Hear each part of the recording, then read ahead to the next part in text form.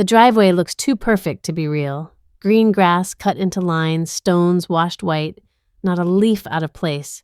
My ankle burns anyway. Every step sends a hot pulse up my leg. Lily is heavy on my hip, warm and trusting, her little fingers digging into my collar like she's anchoring herself to me. The grocery bags bite into my skin, plastic handles slicing. My hand is numb, then stinging. A truck stops hard behind me. Gravel pops. "Why didn't you drive?" Dad's voice. Not loud, worse. Controlled. My throat closes. I taste metal. "His mom took my keys," I whisper, and it feels like admitting I let someone steal my name. And my whole life, too. My mind flashes like a broken screen. My phone showing family plan admin, my glove box that won't open, my wallet misplaced again. Marla's smile at the door turning sharp the second nobody's watching. Dad's boots hit the driveway. He looks at the house, then at my ankle swelling under the sock. "Don't go back inside," he says. "Not until you tell me everything." My name is Nora, and I'm 28 with a body that still feels borrowed, soft in places that used to be tight, sore in places I didn't know could ache. My days are measured in ounces and naps, and the way Lily's cries can turn my bones to water. Evan is 3 states away, locked into a training program that eats his time and spits him out exhausted. When he calls, his voice is full of "just a little longer" and "we're almost there," and I say I'm fine, like it's a prayer that can keep me upright. When Marla offered her house, she did it with both hands wrapped around mine. Warm smile, wet eyes. "Let us help," like she was handing me a blanket. I didn't notice the thread sewn into it until it tightened. First, it was small. "Put your keys on the hook so they don't get lost." Then, "I'll hold your wallet while you shower, honey. You're always juggling so much."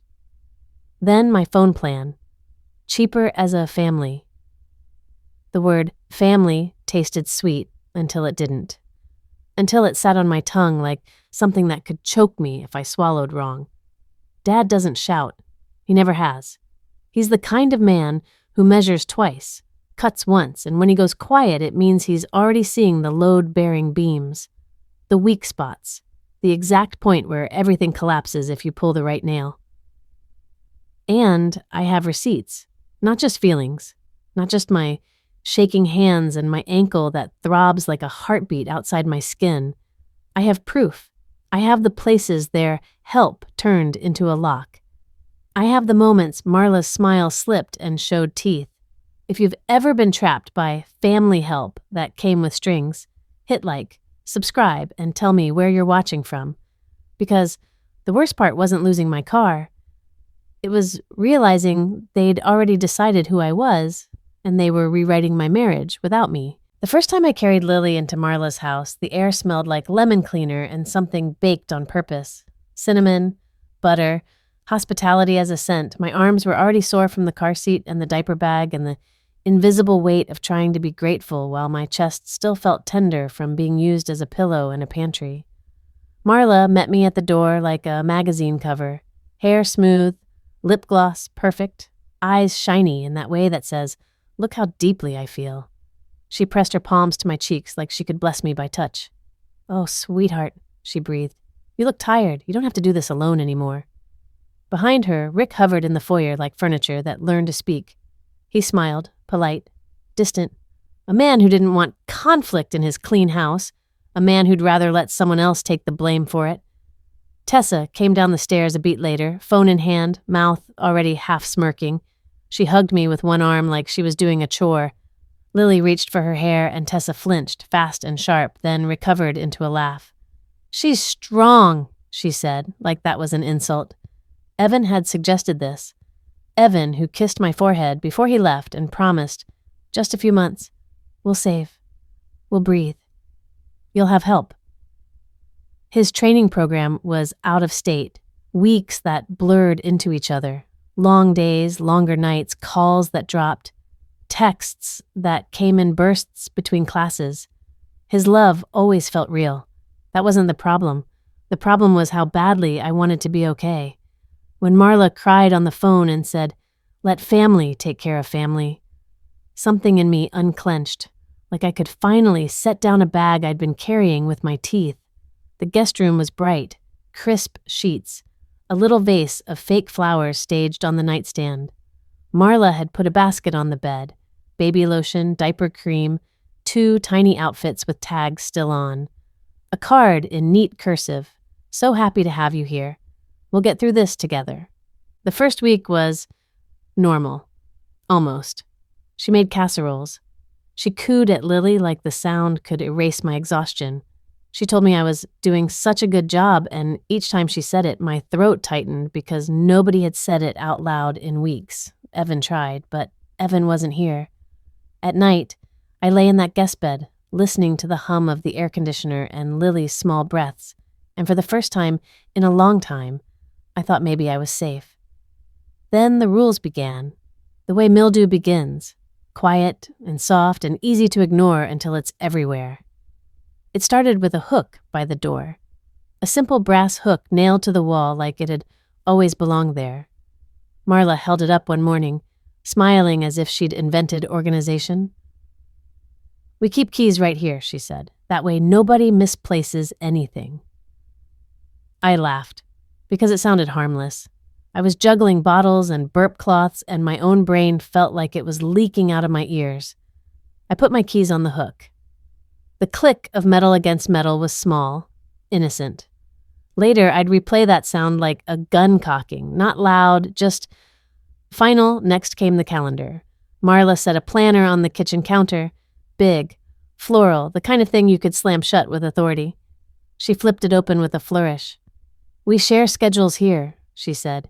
"It keeps the household running smoothly. I have Bible study Tuesdays, Rick has his golf group, Tessa, well, she's busy with her business stuff, and you'll just write down anything you need, doctor appointments, errands. It's easier. Easier, that word again, like a pillow pushed over your face." I wrote in Lily's pediatric checkup. Marla leaned in. Her perfume was clean, sharp. "What time?" she asked. 10. Her pen tapped the paper twice.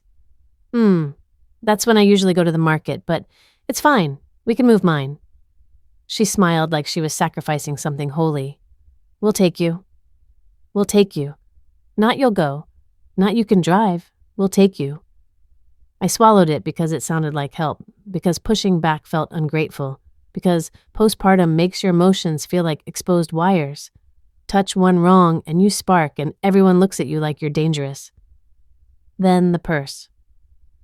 One afternoon, Lily wouldn't settle, so I walked the living room in slow loops, bouncing, shushing, my hair unwashed, my shirt stained with old milk. I set my purse on the coffee table for half a second. Marla's hands were already in it before my brain caught up. "Oh," she chirped when she saw my face. "I'm just organizing you, honey. You always look so frazzled. I found a receipt from 3 weeks ago in here." Her fingers slid through my wallet. My debit card flashed between them, my name printed across plastic like a promise. Heat crawled up my neck. I can do it," I said, trying to sound light. Marla laughed, a bright little bell sound that made it impossible to accuse her of anything. "Of course you can. I'm just helping." She closed my purse, zipped it, then set it gently beside her like it belonged to her. "You need rest. Let me take care of the details." She handed me the purse a minute later. I didn't check inside. I didn't check because checking would mean I didn't trust her. And I didn't want to be the kind of person who didn't trust a woman who cried for me on the phone and baked cinnamon muffins and called herself family. That night, I went looking for my debit card. It wasn't in my wallet. My fingers went cold as they moved faster, flipping pockets, pulling everything out onto the bed. Lip balm, loose diapers, a cracked pacifier case, a half-melted granola bar. No card. I stood there staring at the mess like if I stared hard enough, it would appear. Marla knocked softly, then came in without waiting. "Everything okay?" she asked, eyes wide in practiced concern. "My card," I said. My voice sounded thin even to me. "I can't find my debit card." She made a sympathetic face. "Oh, sweetheart. Of course, I put it in the little safe drawer with the other important things. Sometimes babies grab things. You don't want it lost." The relief hit so hard my knees went weak. "Oh, okay, can I—" "Anytime," she said quickly. Then, softer. "But you really don't need it right now. We're covering groceries. Diapers. You're with family. Let's not worry your pretty head." Pretty head. My stomach tightened, but I nodded, because my own brain felt like it couldn't worry about one more thing without cracking. The car came next. I didn't even notice how long it had been since I'd driven until one morning I reached for my keys and my hand met empty air. The hook on the wall held them, along with Marla's keys and Rick's keys and Tessa's keys, a little family cluster of metal and control. Marla was already watching me from the kitchen, mug in hand, steam curled up, slow and calm, like she'd been waiting for this moment. "Going somewhere?" she asked, too casual. "Just the pharmacy," I said. "Formula." "We'll go later," she replied. "Rick needs the car for his meeting, and honestly, honey, it's safer if we drive you. This neighborhood has been having break-ins." "Break-ins?" She said it like it was a headline, like it was a threat. I glanced out the window, perfect lawns, cameras on porches, an HOA sign, like a warning. "I can just take my car," I said, and my voice tried to stand tall. Marla's smile stayed in place, but something behind her eyes cooled. "Your car?" she repeated, like I'd said something strange. "Sweetheart, you don't want to park it on the street. It'll be safer in the garage. I'll keep the keys right here." Right here. Her fingers touched the hook. My throat dried out. "But you're tired," she said, and her voice softened. Honey poured over steel. "You're not sleeping. You're postpartum. You shouldn't be driving anyway, not with Lily. Not with Lily. Like Lily was a reason for me to disappear." I felt the first spark of anger then, small, like a match struck in a windstorm. It flared, then threatened to die. Because Marla's words had a costume: safety, concern, motherly wisdom. If I argued, I would look irrational, ungrateful, risky, so I said, "Okay," and tasted ash. The phone plan happened on a Thursday. Marla waved a little paper in the air like prize. "Good news," she said. "We're adding you to our family plan. It'll save Evan money, less bills to worry about while he's away." She said Evan's name like she owned it. I blinked. "I already have my own plan." Marla's laugh came too fast. "Why pay extra? It's silly. Besides, family plans have better coverage, and if something happens, we can all reach each other." If something happens. Another little seed of fear placed in my palm. I should have asked questions. I should have said no. But Lily started fussing, and I was running on 3 hours of broken sleep, and Marla was already tapping on her phone, already arranging it like it had been decided days ago. My phone restarted that evening. When it came back on, the name at the top of my billing app had changed. Account owner, Marla. Under it, in smaller letters, admin. My stomach rolled. I closed the app like it was hot, like I'd touched something that could burn me and leave no mark. The first time Evan called after that, the speakerphone turned on before I could stop it. We were in the kitchen. Marla was chopping vegetables with quick, confident strokes. Rick sat at the table reading news on his tablet. Tessa leaned against the counter, scrolling. My phone vibrated. Evan's name lit up. My heart jumped like a trapped bird. I grabbed it. "Hi." Marla's hand shot out, quick as a snake, and tapped the screen speaker. Evan's voice filled the room. "Hey, babe, how's my girls?" My mouth went dry. I tried to angle away, but Marla's eyes pinned me. "Smile," they said. "Perform." "We're good," I said. My voice sounded wrong, too bright. Lily's great," Evan laughed softly. "I miss you." The ache in my chest sharpened, and I almost told him everything right then. The hook, the safe drawer, the way my keys weren't mine anymore. But Marla's knife hit the cutting board. Chop, chop, chop, a rhythm like a warning. "Tell Evan thank you for letting us help," Marla sang. I swallowed. "Mom says thanks," I said, and hated myself for calling her that. Evan sounded relieved. "I'm glad you're there. I've been worried about you." "I'm fine," I said again. Prayer, lie, habit. After the call, Marla kissed my cheek. "See," she murmured. "Easy, we're all on the same team." Same team. But my skin crawled where her lips touched. That night, I sat on the edge of the bed in the guest room and stared at the hook in my mind. Keys dangling, my keys, Lily's future dangling, Evan's trust dangling. I tried to breathe. I tried to tell myself it was temporary. Then, the guest room wasn't mine anymore. It happened so smoothly, I almost thought I'd imagined it. Marla stood in the doorway one morning, hands clasped, face pinched into apology. "Oh, sweetheart," she sighed. "My cousin is coming into town for the weekend. You know how it is, family obligation. Would you mind moving your things to the bonus room for just a few days?" Bonus room. The words sounded fancy. I followed her down the hall, Lily on my hip, and she opened a door above the garage. The room smelled like dust and old cardboard. A single lamp, a cot with a thin mattress, a heater in the corner that looked like it had survived wars. My mouth fell open, but no sound came out. Marla's smile stayed sweet. "It's cozy," she said, "and it's quiet. Better for the baby." Better for the baby. Always the baby. I moved because saying no felt impossible, because my spine had started bending without me noticing. I tried to tell myself it's only a few days, but days turned into a week. Then 2. And the hook on the wall kept holding my keys like a joke with sharp teeth. The morning everything shifted, I was sitting on the cot with my laptop balanced on my knees. Lily had finally fallen asleep after fighting it for an hour.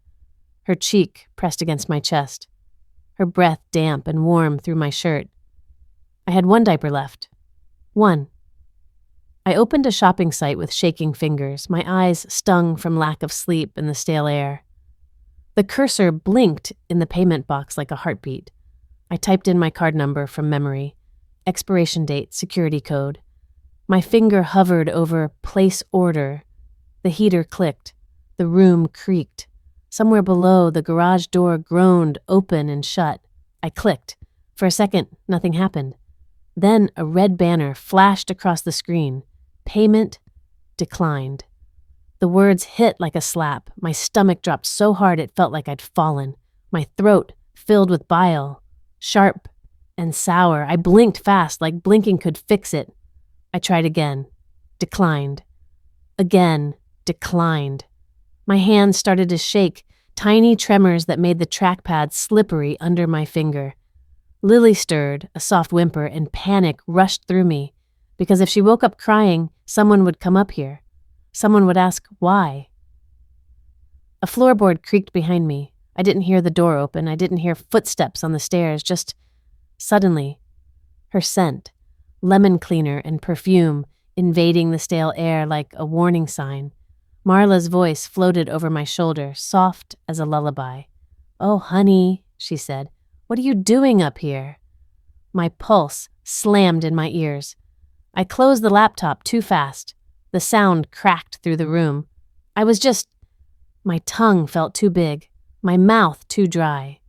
Marla leaned in, close enough that I could feel her breath on my hair. Her nails, perfectly manicured, rested on the edge of the laptop like she owned it. "Ordering diapers?" she guessed, and her tone was almost amused. I swallowed. "The card, it's not working." Marla hummed, the sound pleased, like she'd expected this, like she'd set it up and was admiring her own work. "Oh, sweetheart," she murmured, and I hated how gentle she sounded. "You don't need to worry about money. That's stressful. Stress isn't good for breastfeeding."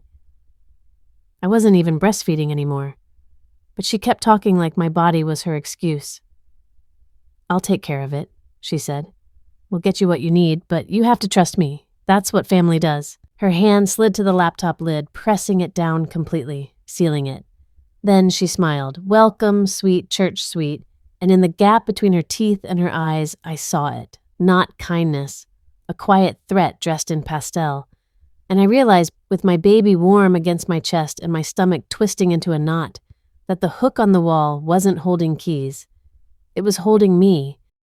The next morning, the decline card sits in my head like a bad taste I can't rinse out. I wake up already tense, jaw tight, shoulders up around my ears. Lily's diaper is heavy, warm, and when I lift her, my wrist twinges like my body is warning me I'm running out of spare parts. Downstairs, the kitchen is bright and calm. Too calm. Marla is humming. She always hums when she's in control, like she's smoothing the air flat with sound. "Good morning, honey," she says, and I swear she looks rested because she slept with nothing to worry about. I reach for the coffee pot out of habit. Her hand taps my wrist lightly, like a teacher correcting a child. "Decaf," she says. You've been anxious. I stare at her fingers on my skin. Her nails are glossy, pale pink, the color of innocence. I'm fine, I say automatically. She smiles wider, like she just won. Of course you are. My phone buzzes on the counter. Evan's name. My heart jumps so hard it hurts. I snatch it up, thumb already sliding to answer. Speaker pops on before I even touch the screen. Marla's voice is right beside my ear. Oh, Evan, hi, sweetheart. My breath catches. My hand shakes once, and I clamp down on it. Hard. Evan's voice pours out warm and tired. Hey, how are my girls? I turn away, but Marla shifts too, staying close, like a shadow that learned to smile. We're good, I say, and it comes out too quick. Too bright. My own voice tastes fake. Evan laughs softly. How's Lily sleeping? I look at Lily's eyes, big, curious, trusting, and my stomach twists with something sharp and ugly. I want to tell him the truth. I want to pour it into his ear like hot water. I want to say, your mother is holding my life by the throat. Marla's hand rests on my shoulder. Gentle pressure, an anchor, a warning. She's doing great, Marla cuts in, sweet as syrup. Nora is such a natural mom. We're keeping her stress low. Right, honey? Right. That one word presses against my ribs like a thumb. Right, I whisper. Evan exhales, relieved. Good. I'm glad you're there. I hate being away. I hate it too, I almost say. What comes out is, we're okay. After the call ends, my fingers stay curled around the phone until they ache. Marla kisses Lily's forehead like she owns the moment, like she owns the baby, like she owns me by extension. Then she reaches for my phone, casual. I'll just update your contact list, she says, as if she's changing the flowers in a vase, in case of emergencies. My throat tightens. Marla's eyes lift to mine, still smiling. You're overwhelmed, honey. Let me help. Help. Help. Help. The word is a leash. I let her take the phone because the alternative feels like a fight I don't have the energy to win, and because fights in this house don't look like yelling. They look like Marla's face going disappointed, like silence that spreads through rooms, like Rick clearing his throat and staring at the TV, like Tessa smirking into her screen, like me becoming the problem. Later, Marla brings me a folder. She places it on the table with both hands like it's a gift. I talked to Evan, she says, and my stomach drops because I know she's lying by omission. She did talk to him, just not in a way that includes me. We decided, she continues, that it might be best if his paycheck goes straight into the household account for now. Household account. My lips part. No sound. It's just temporary, she adds quickly. You've got a newborn. You shouldn't have to think about bills. I'll manage it. That's what I do. I'm good at it. My ears ring. The kitchen seems too bright, the light buzzing like a warning insect. But that's I start, and my voice cracks on the last word like my body refuses to say it out loud. Marla's expression shifts into concern, and it's so practiced it makes me feel sick. Honey, don't take it that way. We're not taking anything from you. We're protecting you from stress. Protecting. As if I'm a child. As if I'm a danger to myself. She slides the folder toward me. Papers, lines, signature spaces. We already set it up, she says. You just need to sign acknowledging you're aware. It's for transparency. Transparency. My hands go cold. I look down at the paper and the words blur. My eyes stick on one phrase, authorized access, and a thin thread of panic starts pulling tight behind my ribs. I want to read it, I say, forcing the words out like I'm pushing something heavy uphill. Marla's laugh is soft. Of course. But Lily needs her bottle soon, and Rick has an appointment, and I'm running errands. We'll be late. It's standard. Standard. She points to the signature line with a pen, smiling like she's teaching me a simple trick. My hand holds the pen. My fingers feel swollen, slow, like they don't belong to me. I sign. The moment the ink hits paper, my stomach flips. I feel it, this quiet sense of stepping off a ledge without knowing how far the drop is. Marla takes the folder immediately, like she's been waiting for the exact second my name becomes her permission. Good, she says warmly. See? Easy. The day becomes a pattern of rides and questions. "No need to drive," she says, jingling keys like a lullaby. "I'll take you." In the passenger seat, my knees bounce under my hands. The car smells like Marla's perfume. Clean, floral, expensive. It fills my nose, coats my throat. She asks questions the whole way. "Why do you need that brand of diapers? Why did you pick that pediatrician? How much did you spend last month before you came here? Are you sure you're not feeling unstable?" Unstable. She says it gently, like it's a concern, but the word hits me in the sternum, makes my skin prickle, makes me want to shrink. At the store, she walks beside me with the cart, and when I reach for something, she pauses. "Do you really need that?" she asks, voice light, smile ready for any passerby. I feel heat rise to my face. My hand retracts like I've been burned. When we get home, she tells Rick loud enough for him to hear. "Nora had a little episode in the aisle. She gets overwhelmed." I didn't have an episode. I stood there, swallowing my anger so hard it felt like swallowing glass. Rick nods without looking up. That's all he ever gives. A noise of permission. A noise that says, "Not my problem." The neighbors start disappearing too. A woman with a friendly face waves at me once when I'm standing near the mailbox with Lily in my arms. I wave back, desperate for any normal human contact. Marla appears at my side like she teleported. "Oh, hi," she chirps to the neighbor. "Nora's recovering. She's not really up for visitors right now." Recovering? From what?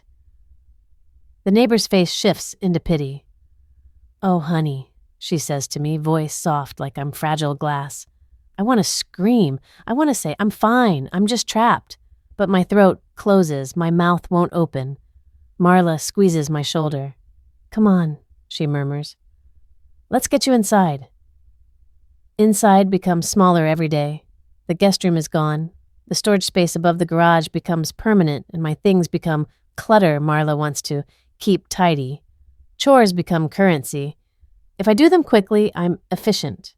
If I do them slowly, I'm lazy. If I do them perfectly, it's expected. If I miss something, it's proof I can't be trusted. She times me folding laundry. She corrects the way I load the dishwasher. She sighs when Lily cries, like the sound is an accusation. "You need to get her on a schedule," she says, watching me bounce and soothe. "Crying like that, it's not good for the household." The household. Always the household. Like my baby is a disruption instead of a person. Tessa drops by in the evenings like she owns the place, which she does in the only way that matters here. Marla's eyes light up when she walks in. Tessa talks about her business. "It's taking off," she says, scrolling through photos of products on her phone. "I just need a little more investment to scale." Marla nods proudly. We're helping her build her future. I sit on the edge of the couch holding Lily, and I feel something sour twist inside me, helping her build her future. I think of my declined card, my missing wallet, my keys on the hook. My future is a cot above a garage. Then the accident happens the way accidents always happen, fast, stupid, and suddenly permanent. It's late. The house is quiet in that tense way it gets after Marla has decided she's done being pleasant for the day. The air feels heavy, like the walls are listening. I'm carrying a laundry basket down the stairs because Marla said the towels smell off and needs them re-washed. My arms are trembling from the weight. Lily is asleep upstairs, and I'm moving carefully so I don't wake her. Halfway down, my foot lands on the edge of a step wrong. My ankle rolls. There's a sharp pop, wet and ugly, like a rubber band snapping inside my body. Pain shoots up my leg, white and blinding. My vision goes speckled. The basket slips, towels tumbling like slow snow. I grab the railing. My fingers slip on polished wood. My breath punches out of me in a sound I don't recognize as mine. I hit the floor on my knee, then my hip, then I'm just there, shaking, gasping, trying to swallow air that won't go down. For a second, all I hear is my own pulse roaring. Then footsteps. Marla stands at the top of the stairs in a robe, hair still perfect. She looks down at me like I'm a stain. "What on earth?" she starts. "My ankle," I choke out. My stomach lurches. I taste bile. I think it's... Marla clicks her tongue. Oh, Nora, you can't be doing this. Doing this, as if I chose it. I try again. My throat tightens with tears that sting my eyes. I need a doctor. Marla's face pinches like I've asked for something unreasonable. Emergency rooms are full of germs, she says, calm and certain, and it's expensive. Ice and gratitude fixes most things. Gratitude. The word lands on me like a brick.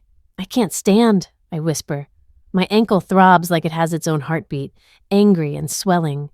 Marla descends the stairs slowly, careful not to wrinkle her robe.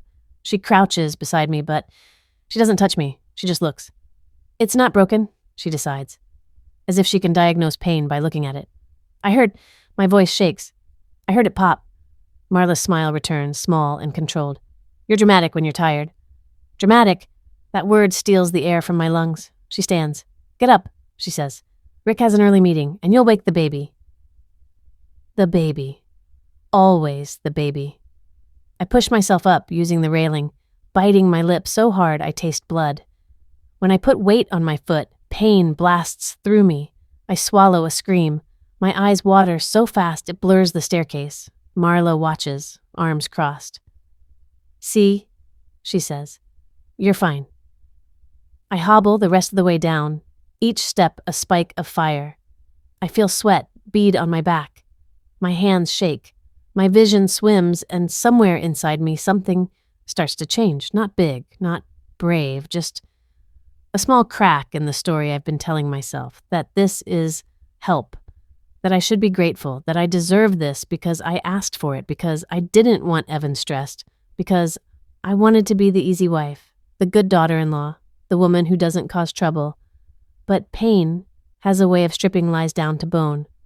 That night, I lie on the cot above the garage with my ankle throbbing, Lily's soft breaths near my neck. My body feels split in two, one half shaking with fear, the other half boiling with anger I don't know where to put. I scroll on my phone in the dark, brightness low, thumb trembling. I search my banking app again, even though I already know it won't change. The login works. The balance looks wrong. The numbers don't match what my life should look like. My eyes burn. I close it before I can think too hard. The next day, I find the envelope. It's on the kitchen counter, tucked under Marla's cookbook like it's an accident. My name is printed on the front in neat black letters. Official, clean, the kind of mail that makes your stomach drop before you even open it, except it's already opened. The flap torn gently, carefully, as if someone didn't want to wrinkle it. My fingertips go numb when I pick it up. I can feel my pulse in my thumb. Inside is a letter with the bank's logo. I read the first line, and my vision tunnels. We are confirming the addition of a new authorized access user on your account. My mouth goes dry. My heart slams once hard like it's trying to break out. Authorized access. New. Confirmed. I hear Marla's voice behind me, too close, like she's been there the whole time. Oh, she says lightly, like she's talking about weather. You found that. My hands shake so hard the paper rattles. I don't turn around. I can't, because if I turn around, I might finally say what I've been swallowing for weeks, and I don't know what happens in this house when I stop swallowing. The envelope sits in my head all night like a stone I can't swallow. I keep seeing my name on it. The torn flap, the clean bank logo, the words authorized access punching through me like a cold fist. Marla's voice, oh, you found that, keeps replaying, soft and smug, like she's humming. I lie on the cot with Lily tucked against my ribs, her breath feathering my skin. My ankle throbs in waves, hot and mean. It pulses in time with my heartbeat, as if my body is trying to remind me I'm still here, still mine, even if everything else has been rearranged. I stare at the ceiling. The wood beams look like a cage. The heater clicks on and off, on, off, like the house itself is blinking. Morning comes without mercy. Lily wakes, hungry. I nurse her bottle with shaking hands. My wrists feel weak. My mouth tastes stale, like I've been holding words in it all night. I go downstairs to ask, again, for formula and diapers. I tell myself I'll do it calmly, I'll be polite, I'll be unthreatening, I'll be the version of me that survives. Marla is already in the kitchen, dressed like she's going somewhere important. Her hair is curled, her earrings catch the light. She looks complete. I feel like a half-finished thought. "Morning," I say. She looks me up and down, eyes flicking to my ankle. "Still milking that?" she asks, voice light. Something in me goes brittle. "I need to go to the store," I say. "We're low." Marla sighs as if I've asked her to lift a car. "Not today. I have appointments." My fingers tighten on Lily's bottle. Plastic creaks. "I can go," I say carefully. "I'll take my car." Marla's smile doesn't move, but the air changes. It gets colder. The kitchen feels suddenly smaller, like the walls leaned in. "You don't need to drive," she says. "I'll go later." Later. Always later. My stomach twists. "We need diapers now." Her eyes narrow the tiniest amount, a crack in the perfect face. "Then use the ones we have." "We don't have enough," I say, and my voice shakes on the last word. Marla steps closer, not rushing, not angry, just claiming space. "Nora," she murmurs like she's soothing a child having a tantrum, "you need to stop acting like everything is a crisis." I blink hard. My eyes burn. "It is a crisis," I whisper before I can stop myself. The words slip out like blood. Marla's expression goes pleased, like she just caught the truth she wanted. "Oh," she says softly, "so you admit you're not handling things well." My throat closes. That's how she does it. That's the trick. She takes my reality and folds it into her story, and in her story, I'm always the unstable one, the overwhelmed one, the problem that needs managing. I swallow so hard my neck aches. "Fine," I say, and my voice tastes like surrender. Marla turns away, satisfied. "Good girl." Good girl. Heat flashes behind my eyes. I bite the inside of my cheek until pain drowns it out. I wait until she leaves the room, until I hear the click of her heels down the hall, until the house settles into that watchful quiet again. Then I do it. I put Lily into the stroller. I wrap her in a blanket even though the day isn't that cold. I check her diaper twice, like it's a ritual. Like if I'm careful enough, the world won't punish me. My ankle is swollen, angry. The skin feels stretched too tight, like it might split. I slide my foot into a sneaker anyway. The pressure makes stars burst in my vision. I grip the stroller handle and push. The front door opens with a soft sigh, and outside the neighborhood looks like a postcard. Bright lawns, neat hedges, driveways with 2 cars each, flags that don't move. I start down the sidewalk. The first step sends pain up my leg like lightning. I bite down on a sound. My lungs hitch. I force my face into neutral.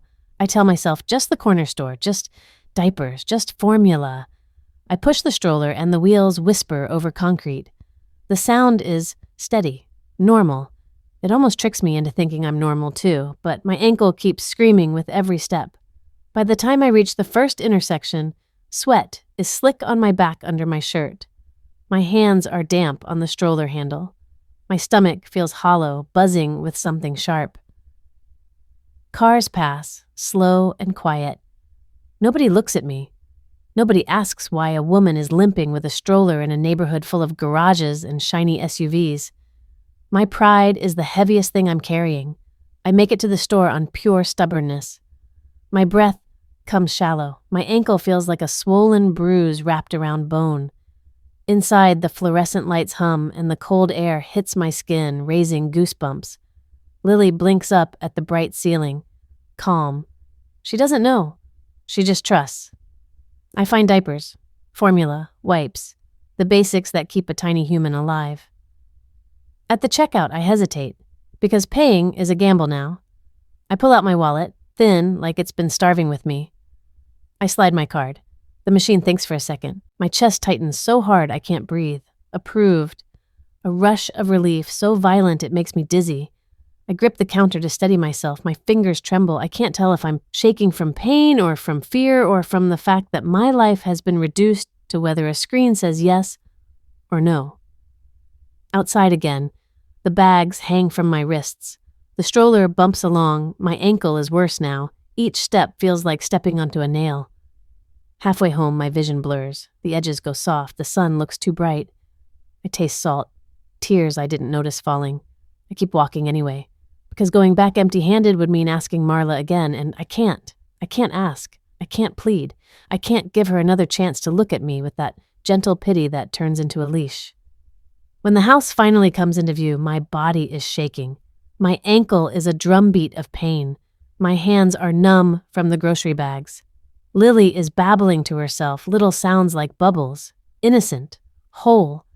I turn into the driveway, and then a truck. My dad's truck. It's dusty, older, the kind of truck that doesn't care about looking expensive. It just works. It rolls in behind me and stops hard enough that gravel pops. The sound snaps through me like a whip. Dad's door opens. The hinges squeak. Familiar.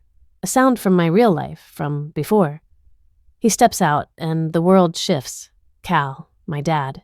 Broad shoulders, work boots, the face that has seen storms and kept standing. His eyes land on me, and something happens inside me so fast I almost buckle. Because I see it. What he sees. Me limping. Me sweating. Me carrying groceries like a pack mule. Me with no car in the driveway. Me with my baby on my hip. My stroller in front of me. My body screaming. Dad's gaze flicks to my ankle. Then to the house. Then back to me. His mouth opens and his voice comes out tight. Why didn't you drive? It's a simple question. It hits like a tidal wave. Shame floods me so hot I feel it in my scalp, in my ears, in my fingertips. Shame that I let this happen. Shame that I didn't tell him. Shame that I've been playing pretend while my life got taken apart. I laugh. A small broken sound that doesn't match my face. It's fine, I say too quickly. They're helping. Helping. The word feels like poison now. Dad doesn't move. He doesn't nod. He doesn't accept it. He walks toward me, and his presence is so solid I want to collapse into it. He takes one grocery bag from my wrist, then the other. His fingers close around the plastic handles, and the relief makes my hands tingle like blood returning. He looks at Lily. His face softens for half a second. He touches her tiny foot with one rough finger, gentle as a prayer. Then his eyes go back to mine, and the softness disappears. Get in the truck, he says. My throat tightens. Dad. Now, he repeats, and there's no anger in it. That's what scares me. It's calm, controlled. The kind of calm that comes before a foundation gets dug out. The front door opens behind us. Marla appears. She's smiling already. The public smile, the church sweet smile. Her eyes flick to Dad, then to me, then to the groceries in his hands. Oh, she says, voice bright. Cal, what a surprise. We weren't expecting... Dad doesn't even look at her. He opens the passenger door for me like he's removing me from a burning building.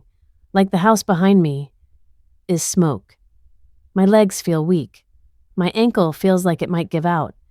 I lift Lily and climb in, wincing so hard my vision goes white for a second. Dad closes the door. The sound is heavy, final. He walks around the truck, sets the groceries in the back without ceremony, then gets behind the wheel. Marla's smile falters as she steps toward the truck. Cal, she calls, a little sharper. Where are you taking her? Dad starts the engine.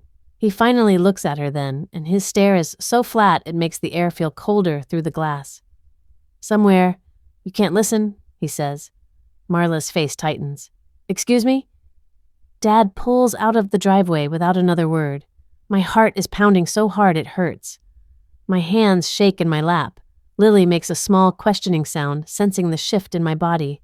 I look back. Marla stands in the driveway, one hand lifted like she's still waving. But her smile is gone now. Her eyes are hard, small, furious. The house behind her sits pristine and quiet, like it's never done anything wrong. We drive. Dad doesn't ask questions at first. Not. He just drives. We pass familiar streets, then unfamiliar ones. We leave the neat neighborhood behind.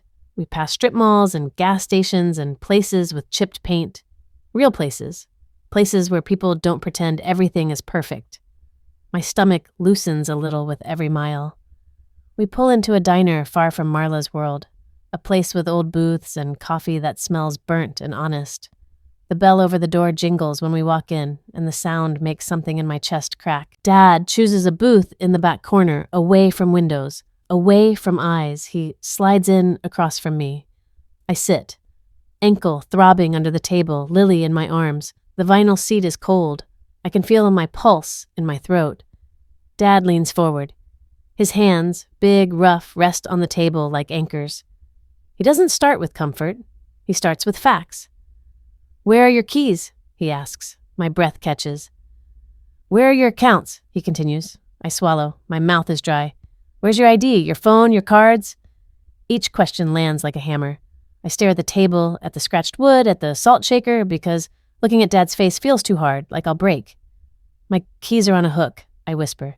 Dad's jaw tightens once. "My wallet keeps going missing," I admit. The words taste like humiliation. Dad's eyes narrow. "Keeps going missing?" I nod barely. She says she's keeping it safe. Dad's nostrils flare. He forces air out slowly, controlled, like he's building a dam inside himself. "And your phone?" I lift it from my pocket like it's evidence, like it's a weapon pointed at me. "It's on their family plan," I whisper. She's the admin." Dad's stare locks onto the phone, then lifts to my face. "Does she monitor it?" My throat tightens so hard it hurts to swallow. I nod. "I think so. She's always there when Evan calls." Dad's fingers flex on the table. "And the accounts?" he asks, quieter now. My stomach flips. The bank letter flashes in my mind. The torn envelope. The words. My voice cracks. "I got a letter. My name. It was opened." Dad's gaze sharpens. "About what?" I pull the letter from my bag with trembling hands. The paper crinkles like it's alive. I slide it across the table. Dad reads it once. Then again. His face doesn't change much, but something in his eyes goes colder, deeper, like the ground when the first frost hits. He looks up at me. "Log into your banking," he says. My chest tightens. I don't want to, I whisper, and my eyes sting. Dad's voice stays level. "Do it anyway." My fingers hover over the screen. They feel clumsy, sweaty, like they don't want to obey. I type in my username, password. The app loads, a spinning circle. My heart hammers. Then numbers appear. At first they're just numbers, digits, a balance. Then my brain connects them to my life, to Evan's paycheck, to diapers, to formula, to the future we were trying to build. The balance is wrong, too low. My throat makes a sound, half gasp, half choke. My hands start shaking so hard I almost drop the phone. Dad leans in, eyes narrowing. "Show me." I slide the phone to him like it's burning my skin. Dad scrolls. His thumb moves slow, deliberate, then he stops. His eyes lock onto a line item. "Care fund," he reads aloud. His voice is flat, deadly calm. I blink, confused through panic. "Care fund?" I whisper. "What care fund?" Dad scrolls again. "Household reimbursements," he reads. My stomach drops lower. I feel like I'm falling inside my own body. Dad taps the screen, opening details. Amounts. Big ones. Not grocery money, not diapers, not help. This is chunks. Whole bites taken out. He scrolls further. A luxury spa name flashes by over and over. My skin goes cold. Then a boutique shipping charge. Repeated, same address. Dad's jaw tightens. He scrolls again. A fee. Business filing service. Next to it, a name. Tessa, an LLC. My breath catches so hard it hurts. "No," I whisper. "No, that can't." Dad sets the phone down slowly. He reaches into his jacket and pulls out a small notebook. Beat up, worn at the corners. A working man's notebook, the kind used for measurements, lists, plans. He slides it across the table toward me. The motion is quiet, but it feels like a door opening. Dad's voice comes low, calm, terrifyingly steady. "This isn't family help," he says. I stare at him, my vision swimming, my throat tight with tears I can't blink away fast enough. Dad's eyes hold mine, solid, certain. This, he says, tapping the notebook once with his finger, is a papered-up takeover. And my whole body goes still because for the first time, someone is saying the truth out loud. Dad's notebook sits between us like a weapon that doesn't need to be lifted. The diner smells like hot grease and burnt coffee and somebody else's pancakes. The air is warm, but my skin stays cold, like fear lives right under it now. Lily squirms against my chest, little hiccups of impatience. She doesn't know what a takeover is. She just knows her mother's heartbeat has gone fast and strange. Dad's eyes stay on the numbers, on the labels, care fund, household reimbursements, words that sound like virtue, words that now feel like hands around my throat. He doesn't look shocked. He looks finished with being polite. He reaches across the table and taps the notebook once, a single, dull knock. No screaming, he says. My mouth opens, but nothing comes out. My throat is tight with shame and rage and that awful, humiliating relief of being believed before I even ask to be believed. No scenes, Dad repeats, voice calm as a level. We build a trap they walk into willingly. I swallow. The motion hurts. A trap? I whisper. Dad's gaze lifts to me. It's steady, not soft, not cruel, just steady, like the ground under a house that won't shift. You want your life back, he says. You want your husband to hear it from you, not from her, and you want proof so nobody can say you're emotional. The word hangs there without being said. Dramatic, hysterical, unstable. My stomach twists anyway. I nod once. My hair brushes Lily's forehead. She smells like milk and baby soap and the last clean thing I'm allowed to have. Dad starts listing it like he's building a frame. First, he says, we get your documents, birth certificate, social insurance, your ID, the baby's paperwork, everything. My hands clench around Lily. My fingertips go numb. Second, he continues, we secure your accounts. You change every password, every recovery email, every security question. My heart jerks. She'll notice. Dad's mouth tightens. Let her. The waitress slides by and fills our water glasses. Ice clinks. The normal sound makes me dizzy, like the world can keep being normal while mine is cracking open. Third, Dad says, lowering his voice, we reach Evan without her. My chest tightens so hard I can't breathe for a second. Because Evan's name is Hope. Evan's name is also the place Marla has been carving into, quietly, patiently, like a termite.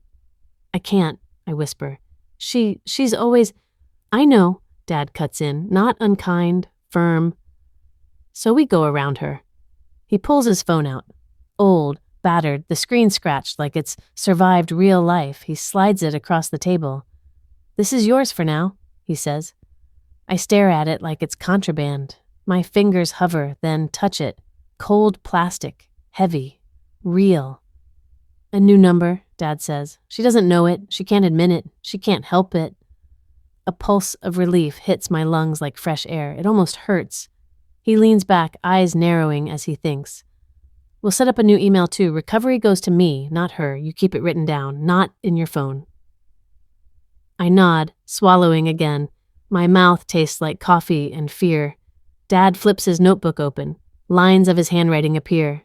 Messy, strong, the way men write when they're used to making things fit. Now, he says, tapping the page, we request everything. Request? I echo, voice thin. Bank records, he says. Authorization forms, e-sign logs, IP addresses, if they'll give it. Anything that shows who added who, when. My stomach turns, my skin prickles, because part of me still wants to shrink, still wants to say maybe it's a misunderstanding, still wants to hide behind denial like it's a blanket. But denial is what got me here. Dad looks at me. Did she have you sign anything?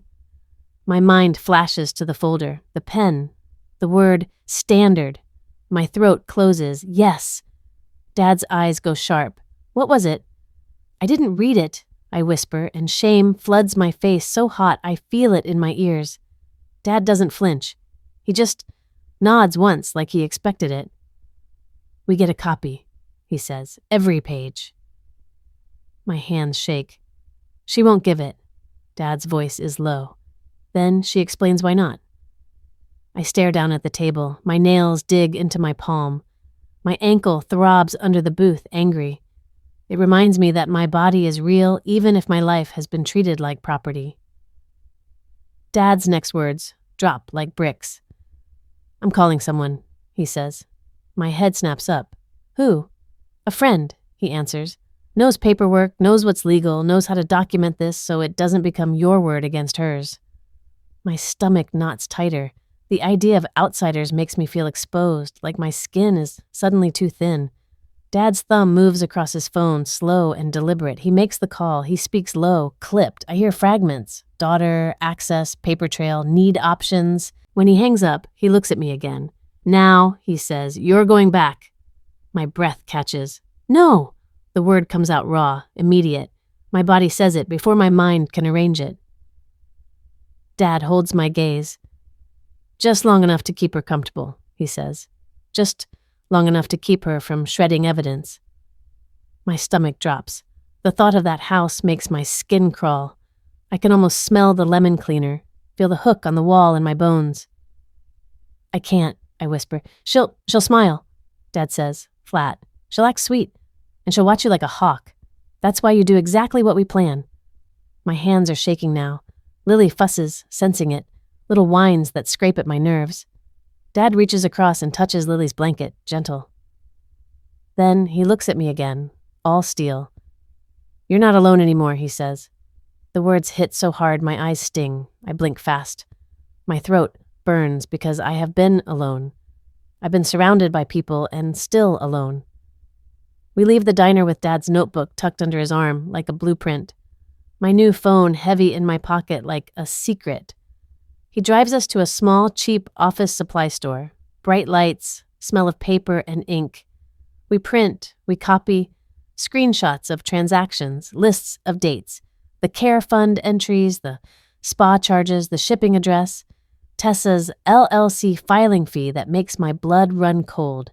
Each sheet sliding out of the printer feels like a breath I didn't know I'd been holding. Proof. Not feelings, proof. Dad's hands move fast. Competent, like he's built 100 things and knows exactly how to brace this one. He slips the papers into a folder. Thick, heavy, real. My stomach twists with dread and relief at the same time. Okay, Dad says finally, closing the folder. Now we wait for Evan to call. My chest tightens. He can't. Marla. Dad's eyes flick up. He will. We sit in a motel room after that. Cheap carpet, a humming AC unit. The air smells like detergent trying to hide old smoke. But it's warm. It's quiet. It isn't Marla's house. Lily sleeps on my chest like she's finally safe enough to let go. I stare at the ceiling again, but the beams aren't a cage here. Just a ceiling. Dad sits at the small table, phone in hand, making another call, short, efficient. His voice turns into a different tone. One I don't hear often, the tone he used when I was a kid and he had to speak to principals or landlords. Polite, hard underneath. He hangs up. What was that? I ask, voice rough. Dad looks at me. Friend of a friend, he says. Works where Evan's training. He'll pass a message. Evan will call this number. My heart stutters. The hope feels sharp, dangerous. What message? I whisper. Dad's mouth tightens. Call this number. Alone. Alone.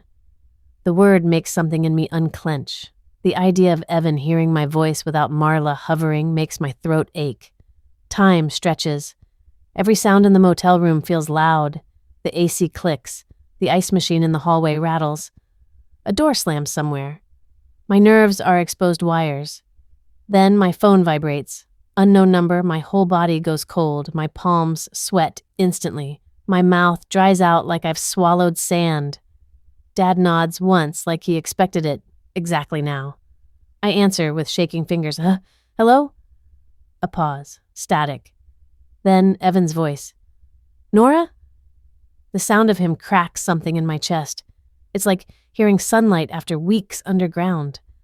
I press a hand to my mouth, trying to hold myself together. Tears burn my eyes so fast I can barely see. "Evan," I whisper. His voice is low, urgent. "I got a weird message from someone at the site. They said to call this number alone. What's going on? Are you okay?"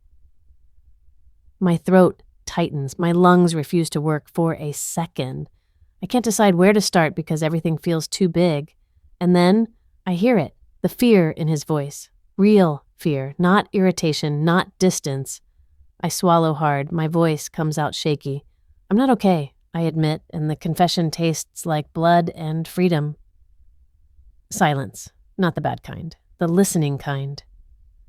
I breathe in, and the air scratches my throat. "Your mom," I start, and my stomach flips. Dad's eyes hold mine across the room, steady, telling me. Facts. Receipts. No begging. So I tell Evan the facts. The hook. The keys. The bank letter opened. The account changes. The transfers with virtuous names. The spa charges. The LLC fee. My voice shakes, but it keeps going. Like once the dam breaks, the water doesn't care who's watching. When I finish, my chest is heaving.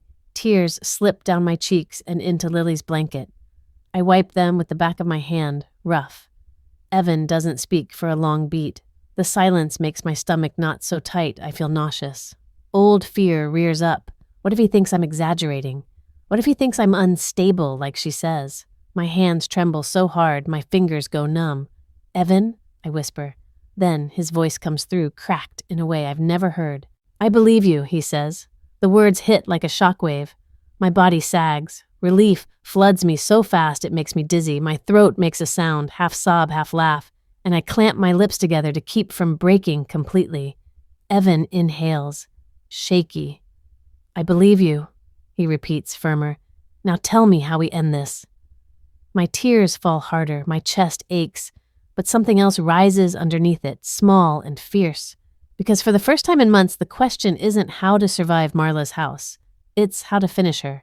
Cleanly, quietly, with proof. And Dad's notebook is still open on the table, waiting. The house smells like sugar and lemon cleaner, like someone tried to scrub guilt into something sweet. When I step through the front door, the noise hits me first. Voices layered on voices. Laughter that sounds practiced. Plates clinking like tiny bells. The living room is full. Full the way it's always been full when Marla wants witnesses. Neighbors with perfect teeth. Church friends with pastel sweaters. Rick's co-workers in polite button-downs, holding cups like props. Marla's charity circle floating in a cluster, murmuring about volunteer hours and blessings, and the price of fresh flowers like it's a moral issue.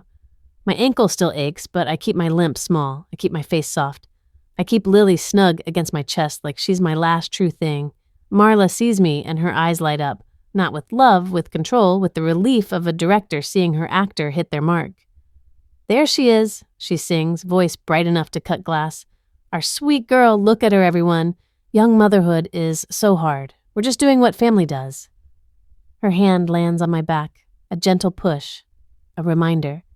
People turn to look at me with pity already prepared, like Marla handed them a script. My skin crawls under their eyes. I taste metal. I nod, smile. I don't speak because speaking in this house has always meant getting corrected. Marla glides through the room, performing. She adjusts napkins. She touches shoulders. She laughs at jokes before they're funny. She's in her element. The stage is set exactly the way she likes it, full of faces that can confirm her version of reality. "Let's gather," she calls. Evan is going to surprise his father with a video call. Isn't that precious? A sweet moment for the whole family. Sweet moment. I feel Dad's presence behind me, solid, quiet. He's dressed plain, clean, no performance, just there. His eyes move around the room like he's counting exits. My new phone sits in my pocket like a secret pulse. Lily squirms. I bounce her gently, whispering nonsense into her hair so my mouth has something to do other than tell the truth too early. Marla flicks the big TV on. The screen glows blue. A ring light stands near it like a halo made of plastic. Of course she bought one. Of course she did. Marla doesn't just want moments. She wants footage. Guests cluster, cups in hand. A few people lift their phones like they're about to record a miracle. Marla stands right in front, shoulders back, chin lifted, the proud mother of a perfect family. Rick sits in an armchair, already smiling, already ready to be celebrated. My stomach flips when the call connects. Evan's face appears on the screen, framed by harsh overhead lighting. He looks tired, older somehow, but his eyes are steady. A murmur ripples through the room. Aw, look at him. So sweet. Marla beams, waving at the screen like she's greeting a celebrity. Hi, baby, she calls. Everyone's here. Evan smiles, a small one, controlled. Hey, Mom, he says. His voice fills the room and my throat tightens. My hands start shaking, but I keep them hidden behind Lily's blanket. Evan looks at the camera. Then he looks slightly down, like he's reading faces through the screen. Dad, he says warmly. Happy brunch, happy... everything? Rick laughs, pleased. Thanks, son. Look at you, making us proud. Marla clasps her hands under her chin, eyes shining. Isn't this special? Evan's smile lingers for one heartbeat. Then it fades, not into anger, into something colder, something clean. I need one favor, Evan says. The room quiets. Even the silverware seems to stop clinking. Marla's smile stays wide. Anything, sweetheart. Evan's eyes move, just for a second, and land on me. My breath catches. The look is soft and fierce at the same time, like he's holding me with his gaze across miles. Mom, Evan says, voice calm, hand my wife her keys and her wallet on camera. The words drop into the room like a glass falling off a counter. A pause, a sharp one. Marla laughs too quickly, too loud. Oh, Evan, she scolds, playful. Nora's right here, she's fine. She misplaces things all the time. You know how new moms are. Laughter from a few guests, uncertain, like they don't know if they're allowed. My stomach turns. Evan's voice doesn't change. Do it now! Marla's eyes flick to the side, fast, calculating, the way they always do when she's trying to choose a lie that won't crack. Sweetheart, she says, still smiling, let's not embarrass Nora. She's been overwhelmed. We've been helping her. Do it, Evan repeats, and this time there's something under the calm, a blade wrapped in velvet. Marla's smile trembles. I feel my pulse in my teeth. Rick clears his throat. Son, what is this about? Evan looks straight into the camera. It's about my wife not having access to her own life. The room shifts, people straighten. Some of the pity drains and curiosity replaces it. The worst kind of attention. Marla's voice turns syrupy. Evan, honey, you're tired. Training is stressful. Nora is... Dad steps forward. The motion is small, but it cuts through the room like a bell. He holds my diaper bag in his hand. It looks ordinary, soft, familiar, like any father carrying his daughter's things. He faces the guest, then the screen, then Marla. We already found them, Dad says. His voice is steady, not loud. It doesn't need to be. He reaches into the diaper bag and pulls out my wallet first, creased from being shoved into places it doesn't belong. Then my keys. The metal glints under the living room light. A gasp goes through the room, quiet and sharp. Marla's face drains of color so fast it's almost scary. Her mouth opens, then shuts. Her eyes dart toward the hallway like she's thinking of escape routes. My fingers go numb. My stomach drops and rises at the same time. Seeing my keys in Dad's hand feels like seeing the part of my body returned. Evan's voice comes through the TV, even, measured. Mom, he says, why were Nora's wallet and keys hidden? Marla laughs again. High, brittle. Hidden? That's ridiculous. I was keeping them safe. She's always losing. Evan cuts in, still calm. Stop! The single word silences her like someone turned off a microphone. I can hear my own breathing. Evan continues, voice level. Now we talk about the money. Rick's smile is gone now. His face has that stunned, confused look of a man watching his comfort catch fire. Marla's lips part. Evan doesn't let her steer. There are transfers labeled Care Fund and Household Reimbursements. Large ones. He pauses like he's letting the words sink into the room. Why are marital funds going to spa charges and boutique shipping? Why is there a business filing fee tied to Tessa's LLC? The room goes so quiet it feels like pressure, like my ears are about to pop. Someone murmurs, LLC? Tessa, who has been lounging near the kitchen entry like she's above all this, goes still. Her phone slips slightly in her hand. Marla's head jerks toward her daughter, then back to the screen. Her smile tries to return, but it won't hold shape. She starts. That's not... Evan, you don't understand. Evan's voice stays flat. Explain it. Marla's eyes flash. Anger cuts through the sweetness. For a second, the mask slips completely, and I see what I've been living with. Pure, ugly entitlement. Then she recovers. She turns to the room, palms open. Everyone, please. This is a private family matter. Nora has been struggling. She's unwell, overwhelmed. You know how postpartum can be. Unwell? My stomach clenches so hard I feel nausea bloom.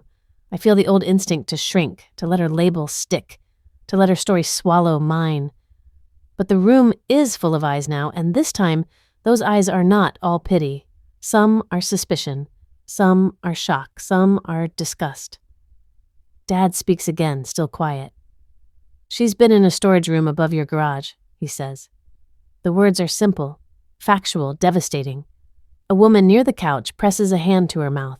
Someone whispers, "Oh my God." Dad reaches into the folder he's been carrying and pulls out a photo. Printed. Real. He holds it up just enough for people nearby to see. A cot, a heater, boxes stacked like walls. He pulls out another sheet. Dates, times, a timeline, written in his rough handwriting. Marla's face tightens, the smile finally dying. Rick looks at her like he's seeing her for the first time. His mouth moves silently. No words come out. Then the doorbell rings. The sound slices through the room. Everyone freezes. Marla's head snaps toward the door. Her eyes widen. I see fear there now, real fear, raw and unpolished. Dad doesn't move fast. He just nods once, like he knew the timing down to the second. He walks to the door and opens it. A man stands there in a suit with a folder in his hand. Not police, not violence, paper. The kind of thing Marla always respected, until it pointed at her. Delivery for Marla, ______, the man says. Marla's voice comes out too sharp. Who are you? Bank fraud specialist, he answers smoothly, professional. Notice of account freeze pending investigation. Authorized access is under review. The words thud into the room like weights. A low murmur rises. People glance at each other. Someone sets their cup down with a shaky clink. Marla's mouth opens, nothing comes out. Evan's voice, still on the screen, fills the silence. You're removed as contacts, he says. You're removed from any access. Any communication goes through written channels from now on. Written channels, boundaries in ink. Marla makes a sound, half laugh, half choke. Evan, you can't. I'm your mother. Evan's eyes hold steady. And Nora is my wife. My chest aches. The words hit like balm and blade at the same time. Marla turns to the room again, desperation rising. She manipulated him, she insists, voice climbing. She's unstable. She's been lying. Dad doesn't argue. He doesn't raise his voice. He doesn't insult her. He just keeps laying out facts like bricks. 2 miles to the store, he says. No car access, no wallet, no privacy. Her ankle untreated. He taps the timeline once with his finger. Then he looks at Marla. This wasn't help, it was control. The room doesn't explode. It deflates, like a balloon losing air in silence. Nobody knows where to look. People shift on their feet. Phones that were raised for a sweet moment lower slowly, embarrassed. Marla's perfect image, her pride, starts to crumble without a single shout. My throat burns, my hands shake. Lily is warm against me, blinking at the room like she can feel the tension through my skin. I feel something rising in me, slow, steady, unstoppable. Not rage like fire, rage like a door opening. I step forward. My ankle screams, but I ignore it. I plant my weight anyway, even if it hurts, even if my body shakes, because pain is easier than silence now. I look at Marla. Her eyes lock onto mine, sharp with hatred, and for a second the fear in me tries to crawl up my throat again. I swallow it. I speak. My voice comes out clear, not loud, clear. I'm not your project, I say. The words taste like air. Marla's lips part, furious, ready to cut me down. I'm not your property, I finish. The room holds its breath. Marla's face twists. The mask is gone now. There's nothing sweet left. You'll regret this, she hisses, and the venom in her voice makes a few people flinch. Evan's voice comes through the TV, calm as stone. No, he says. Only you will. Then the screen goes black. The call ends. The stage light she lived under? Gone. Marla stands there in the glow of her own chandelier, surrounded by witnesses who suddenly don't look impressed. Rick's hands hang limp at his sides like he forgot what to do with them. Tessa's face is pale, eyes darting, the entrepreneur persona cracking into panic. And me, my keys are in my pocket now, heavy and real, pressing against my thigh like a promise. My chest is still tight, my hands still tremble, but for the first time in months, I can breathe without asking permission. Dad's house smells like sawdust and coffee and the faint bite of winter air that sneaks in around old windows. The first night I'm there, I don't sleep. I just lie in the dark with Lily's warm weight against my chest and my keys in my pocket like a charm. Metal pressing into my thigh. A little pain I chose. The doctor's office is too bright. The paper on the exam table crinkles under me like it's judging. When the nurse touches my ankle, I flinch so hard my stomach flips, but I let someone help me, without asking for permission first. The brace they wrap around me feels like a promise, support that doesn't tighten into a noose. Therapy is worse at first, worse than the ankle, because saying it out loud makes it real. The hook on the wall, the opened letter, the way I trained my own voice to stay soft. I hate how my throat still tries to close when I talk about it, like my body learned silence as survival. Evan comes home 2 weeks later, and when I see him in Dad's driveway, my lungs lock. For 1 second, I'm sure I'll crumble, but he walks up slow, hands open, eyes red, and he doesn't ask me to be okay. He just says, I'm here, like a vow. We set rules like lines in concrete, separate accounts, new passwords, counseling, together and alone. No more family plans, no more household help. His mother doesn't get access to us through convenience. Anything she wants to say goes in writing, where it can't twist around my neck. And the strangest part is this. Control almost always shows up wearing the mask of help. It brings casserole dishes and smiles and gentle hands. And the first thing it steals isn't your money, it's your voice. Have you ever had someone help you in a way that made you smaller? What boundary would you set today if you weren't afraid of being called ungrateful? If this hit home, like subscribe and comment where you're watching from and what you would have fought for first. The keys, the money, or the phone.